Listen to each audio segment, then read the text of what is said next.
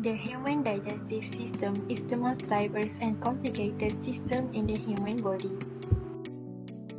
It basically consists of anus, rectum, large intestine, small intestine, pancreas, stomach, gallbladder, liver, esophagus, and mouth.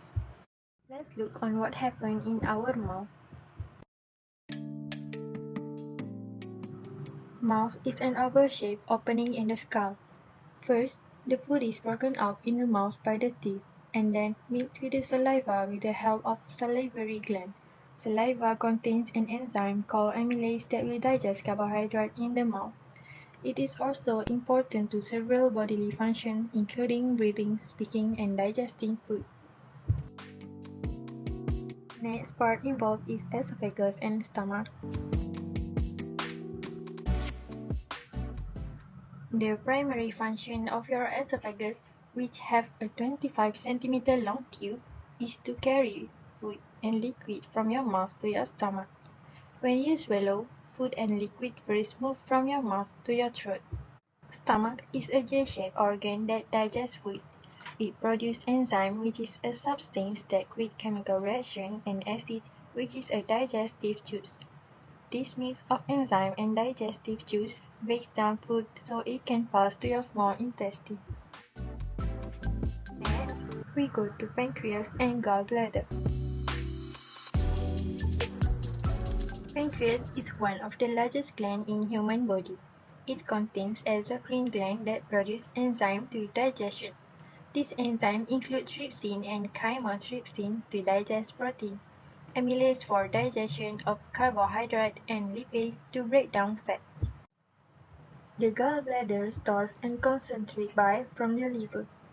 The bile is then released into the first section of the small intestine called duodenum, where it will help our body to break down and absorb fat from food. The next part is liver. Liver was the heaviest gland, which is 1.4 kg.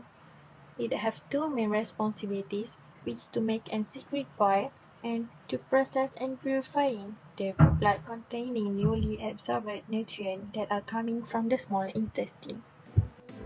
After 3 hours inside the stomach, boils now a frothy liquid called chyme, and it's ready to move into small intestine. The small intestine has three parts, which is the duodenum, jejunum, and ileum. Ileum continues into the large intestine, while duodenum and jejunum have circular folds to increase the contact surface with the food.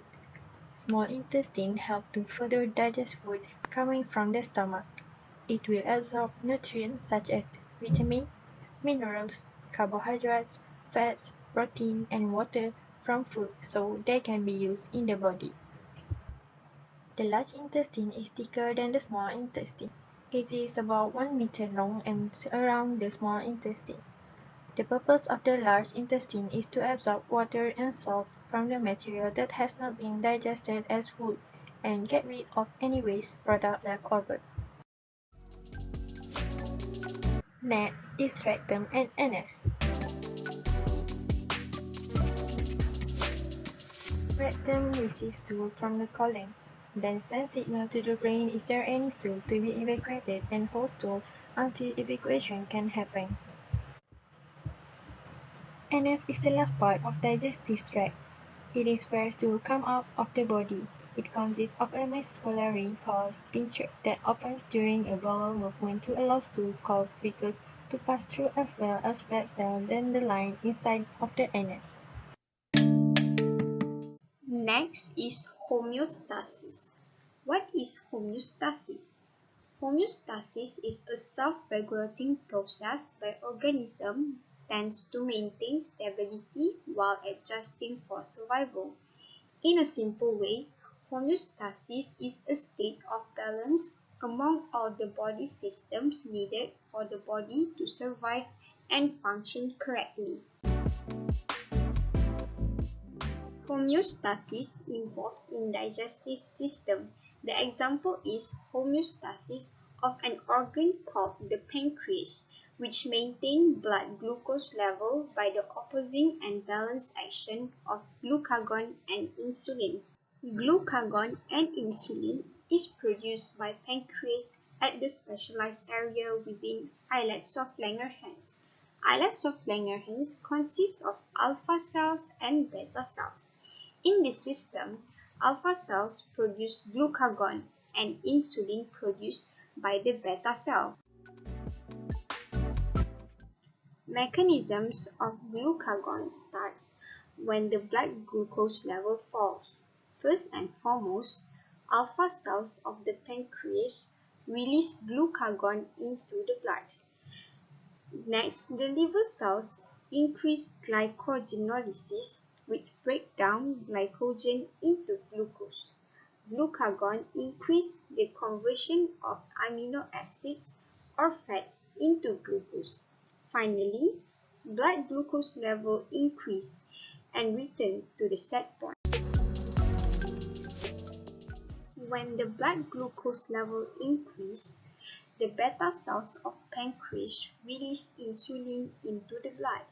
Then, liver and body cells takes up glucose and stores it as glycogen. Apart from that, insulin inhibits glycogenolysis process. Insulin also inhibits conversion of amino acids or fats into glucose. As a result, blood glucose levels decrease and return to the set point.